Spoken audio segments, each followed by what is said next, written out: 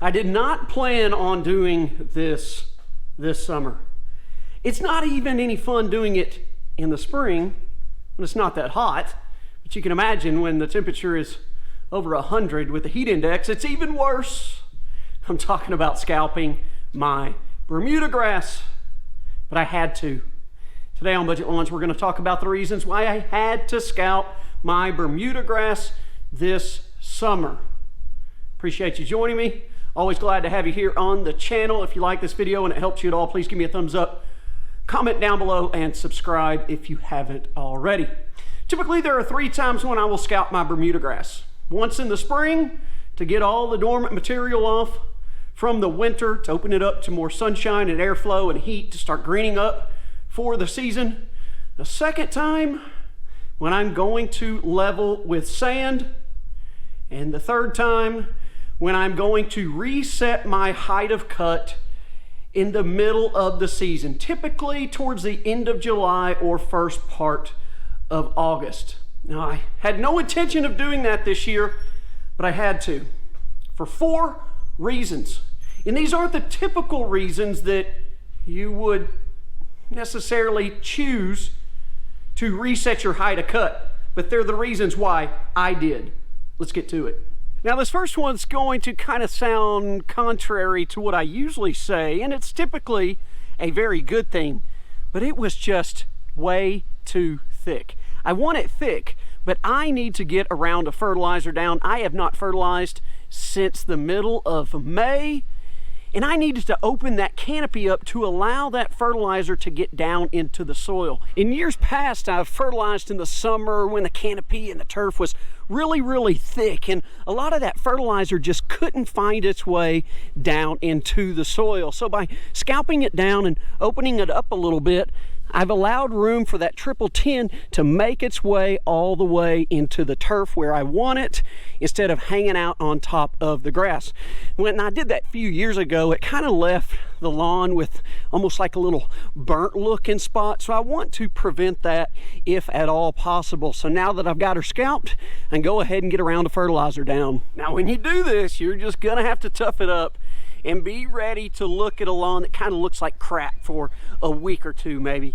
You know, if you watch the last 2 videos, I'll leave those linked down below. This lawn looked amazing. It was super lush, it was super thick. It was okay green. I could see a lot of green, dark green circles where the dog had been peeing, so that tells me I needed this round of fertilizer. But I'm looking at brown now, and that leads me to the second reason why I have decided to go ahead and do a height of cut reset. Because that canopy was so thick that everything underneath the green, if I kind of brush my hands across the canopy, there was a lot of brown, dead material down in the turf. Now, that's where a lot of people might go ahead and verticut a Bermuda grass lawn. I'm not going to do that. My solution, just cut it all the way down, bag that material up, and discard it. Some of these things we're talking about kind of go against what we usually talk about, the tips for summer lawn care, like, you know, don't mow low, raise your height of cut. This next one, don't use weed killer, which if you've been following along, I have not used a weed killer in 5 years, but I finally went ahead and did some spot treating on my lawn. Not a broadcast treatment, just a spot treatment. I've been watching some clover all the way back since the spring, and I just wanted to see what it would do. Mowing low, the heat of the summer, and I'll tell you what it's done. It has just kept growing and spreading and flowering. So I finally decided, hey, you know what? I kind of need to do something about this. Well, when you do something about your weeds in the summer and it's hot, it's also going to have a slight impact on your Bermuda grass, and that's another reason why I decided to scalp. Let me show you. Now, you're obviously going to see a lot of scalp marks from the rotary mower, but you can also kind of pick out some little orangish spots in there, brownish spots, if you will, from where I sprayed the weed killer. Like right here was some clover, right here, this was my big patch of clover over here. So it's not going to kill the Bermuda grass, like it will kill the weeds, but the weed killer, the Spectracide weed stop for lawns, is going to discolor your Bermuda. It's temporary, it's not dead. One way to help green it back up a little bit faster is just take your mower blade down a little bit and cut all that brownish, orangish, kind of stressed Bermuda grass from that weed killer off. Get rid of it, you'll start growing back up and greening up in no time. My final reason to scalp my lawn this summer kind of goes along with the same principle from before. I killed some weeds. You don't have to do this. You can just let the weeds die and they'll eventually disappear. But by scalping, that'll help to just remove those dead weeds off the lawn just a little bit faster. Like right here, this was my worst spot. This was all a big old patch of white clover right in here. You see, really nothing left. Maybe a few clover leaves. Now you're not gonna get everything. Like I got some here.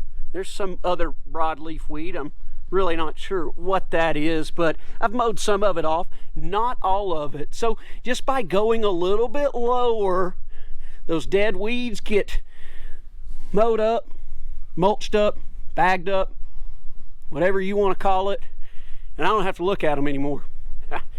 Back looks pretty rough right now, but the front, it's on its way to beautiful. Finally, got it worked down with the rotary mower.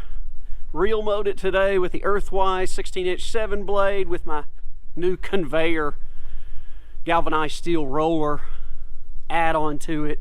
Things worked out just great. It's so hot though, but it is gonna look good before you know it. Probably a little low for this heat.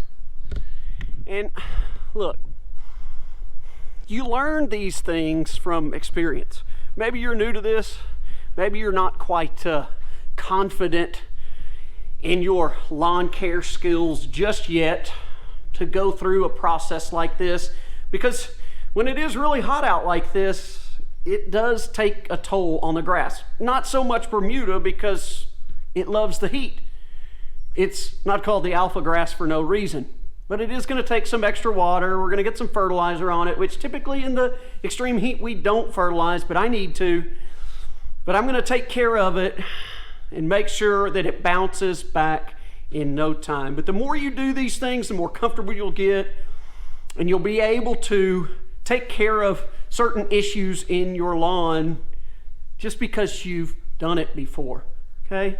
I knew that my lawn needed to be taken down a bit, especially in the back. It needed a breather, it needed some more airflow. It needed, it kind of needed a break from each other. It was so dang thick, so we gave it one. All right, y'all, that's gonna do it for this episode of Budget Lawns. I appreciate you so much. I could not do this channel if it were not for you, so I hope you'll stick around and join me next time. See you then.